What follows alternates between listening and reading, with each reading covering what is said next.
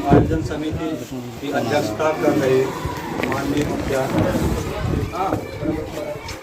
आयोजक श्री संजय बाबू, मंचासीन पदाधिकारीगण, उपस्थित कल्याण के लिए हम लोग जो एक जागरूकता शिविर का आयोजन किए हैं, इसमें आप लोगों ने अपना बहुमूल्य समय निकालकर इसको सफल बनाने के लिए अपना योगदान दिया है।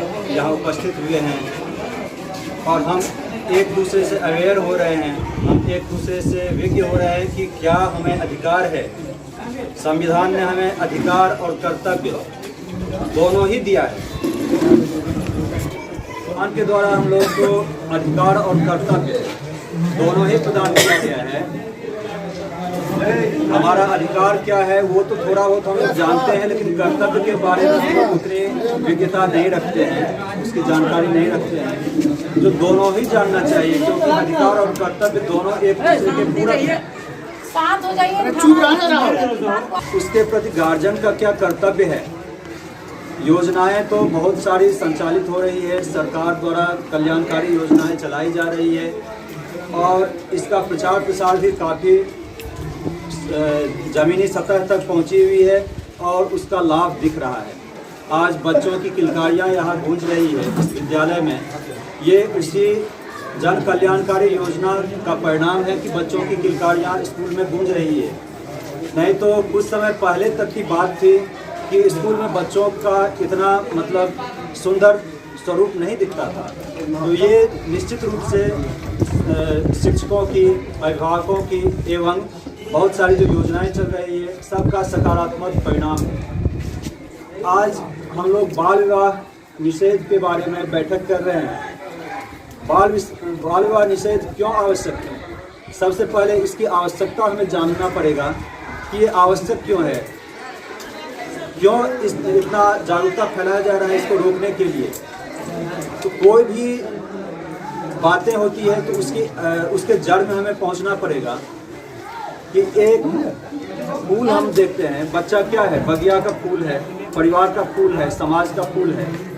और समाज की महती भूमिका होती है किसी देश को विकसित करने के लिए, क्योंकि समाज से ही गांव का उससे बड़े यूनिट का राष्ट्रीय स्तर, अंतर्राष्ट्रीय स्तर जाता है।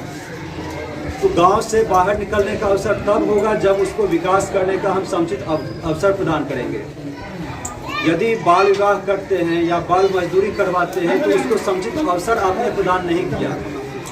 आज बाल अधिकार का संरक्षण तो हो ही रहा है और बुजुर्गों के अधिकारों का भी संरक्षण के लिए कानून बना है। तो आप बुजुर्गों के अधिकारों का संरक्षण पर तो ध्यान दे रहे हैं कि ये हमारा अधिकार है, बच्चा हमारा देखरेख करे बुढ़ापा में। तो क्या आपने वैसा पौधा लगाया है कि आपके बुढ़ापे का देखरेख आपका बच्चा कर सके?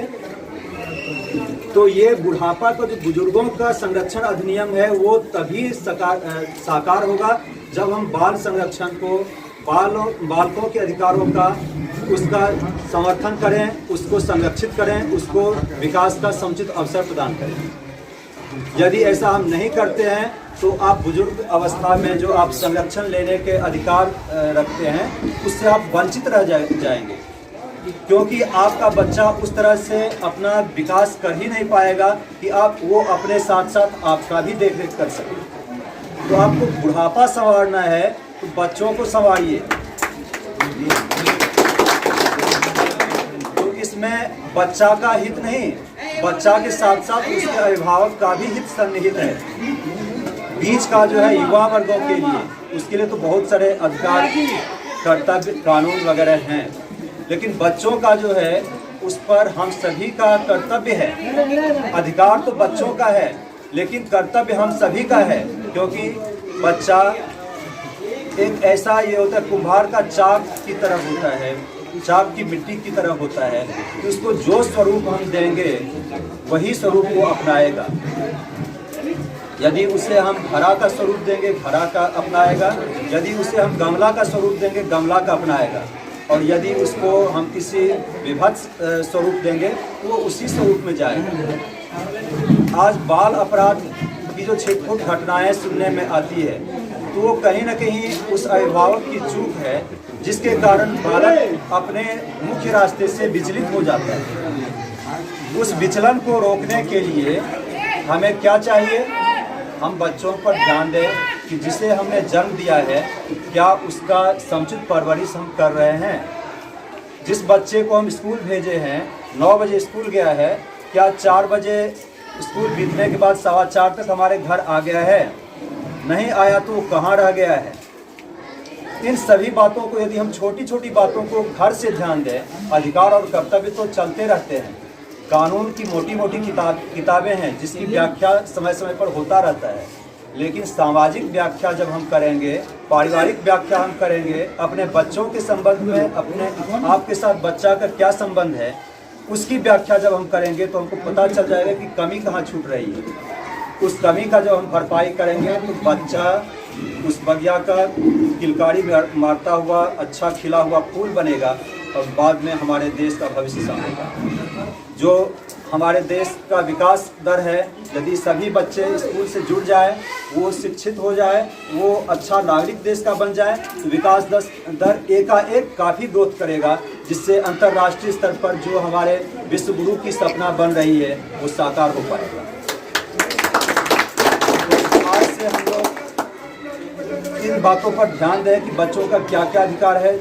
2-4 जो हम सभी को ध्यान देना है। पहला तो शिक्षा का मौलिक अधिकार हो गया है।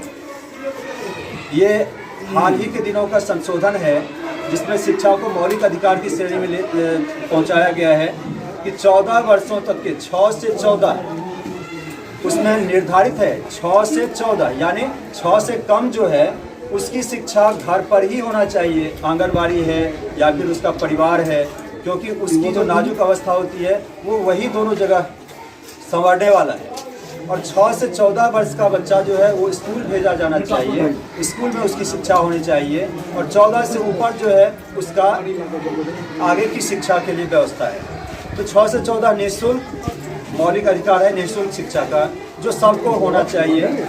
और उसके अतिरिक्त बीच में उसका पढ़ाई बाधित नहीं होना चाहिए। क्यों नहीं होना चाहिए? क्योंकि आप पर कोई लायबिलिटी नहीं है, आपको किसी तरह की फी नहीं देनी है। आपका निःशुल्क शिक्षा बच्चों को उपलब्ध कराया गया है, उसके भोजन का भी व्यवस्था कराया गया है। जब वो पढ़ने के लिए आता है तो मध्याह्न भोजन भी उसे दी जाती है। तो न तो उसको खिलाने का आपको चिंता है, न ही उसका शुल्क देने का आपको चिंता है। तो चिंता आपको क्या करनी चाहिए कि समय पर बच्चा स्कूल जाए, समय पर स्कूल से बच्चा वापस घर आ जाए, और उसके बाद फिर आपकी देख रेख में उसका उचित ये हो। दूसरी बात, बाल श्रम का बहुत सारा स्वरूप देखने को मिलता है, कहीं चाय की दुकान पर, तो कहीं कारखानों में, कहीं अन्यत्र भेजकर। इन स्वरूपों से यदि इन स्वरूपों को यदि नहीं रोका जाए तो ये बहुत बड़ा अपराध है, जो गार्जियन के स्तर से माना जाएगा, जो बीच के मध्यस्थता कर रहे हैं, जो यहाँ से वहाँ परिवहन कर रहे हैं, उसको ले जा रहे हैं, उनका अपराध माना जाएगा। और जो इसको नियोजित कर रहे हैं बच्चों को, उनका अपराध माना जाएगा। तो ये अपराध की श्रेणी में ये तीनों का ये बंधन बनेगा और तीनों पर उचित कानूनी कार्रवाई बनेगी। बाल श्रम निषेध का जो कानून है वो उन पर लागू होगा और कानूनी फेर में वो पड़ेंगे, फिर इसका दुष्परिणाम उनके विकास पर पड़ेगा। तो इससे बचें, बाल श्रम में कभी भी अपना योगदान नहीं दें। बाल श्रम को रोकने के लिए जो संभव हो हर संभव प्रयास करें। वो एक ही रास्ता या 2 रास्ता या जो बताया जा रहा है उतनी ही रास्ता नहीं। आप खुद ही सोच सकते हैं कि अपने बच्चों पर यदि आपका नियंत्रण रहेगा, आप नहीं भेजेंगे तो बाल श्रम होगा ही नहीं। इसलिए परिवार में इसको ध्यान दें कि आपका बच्चा कभी भी बाल मजदूर का शिकार नहीं बने, बाल मजदूरी नहीं करे, शिक्षा का समुचित अवसर उसको मिले। तीसरा बिंदु है बाल विवाह का। तो बाल विवाह रोकना हम सभी का दायित्व है। समाज में कहीं शादी होती है तो ऐसा नहीं कि चुपके से हो जाता है, उसका पहले से योजना बनता है कि अमुक जगह शादी करनी है, अमुक लड़का का शादी है, अमुक लड़की की शादी है। तो उस शादी का साक्षी वो समाज ही बनता है। बाकी प्रशासन जो है उनको तो बाद में पता चलती है, लेकिन प्रारंभिक साक्षी उसका समाज ही बनता है। कि अमुक व्यक्ति का बेटा, अमुक व्यक्ति की बेटी की शादी है, तो शादी यदि उचित उम्र पर होता है तो उसका साक्षी बनना सकारात्मक है, वो साक्ष्य आपका जो है सफल होता है। लेकिन वही यदि बाल विवाह के साक्षी आप बनते हैं तो वो आप अपराध कर रहे हैं, तो फिर उस अपराध का दंड आपको ही भुगतना पड़ेगा, जो उसके साक्षी भी बनेंगे। इसीलिए जो वार्ड स्तर के अध्यक्ष हैं बाल विवाह निरोध के, या फिर पंचायत स्तर के हैं, उनका तो जिम्मेवारी एक कानून के तौर पर दिया ही गया है, लेकिन उस परिवार का प्रारंभिक जिम्मेवारी है कि वो बाल विवाह के लिए कभी सहमत नहीं हो। इस तरह से हम सभी को बाल विवाह रोकने के लिए भी हर कदम जागरूक रहना होगा। और कहीं यदि इस तरह की सूचना आती है तो उसके गार्जियन को जागरूक करिए, उस समाज को जागरूक करिए। यदि उससे नहीं होता फिर आप प्रशासन को इसकी सूचना दीजिए, कानूनी कार्रवाई करके उसको तो रोका ही जाएगा। स्वेच्छा से रोकें, बहुत अच्छी बात है, स्वेच्छा से नहीं रुकेगी तो कानूनन तो रोकना ही है, रुक ही जाएगी। इस प्रकार से बालकों के बहुत सारे अधिकार हैं। सिर्फ उसके अधिकार की हम बात करते हैं, क्योंकि बालकों का कर्तव्य क्या, जब वो शिक्षित होगा तभी जाके उसके कर्तव्य का बोध उसको होगा और तभी वो आपके बुढ़ापे का सहारा बनेगा, उससे पहले नहीं। इसीलिए बच्चा का भविष्य संवारिए, बच्चों के अधिकारों का संरक्षण करिए, बच्चों के प्रति आप अपनी जागरूकता और आपकी जिम्मेवारी को निभाइए, तो आपका भी बुढ़ापा संवरेगा। इसी बातों के साथ मैं अपने वाणी को विराम दूंगा।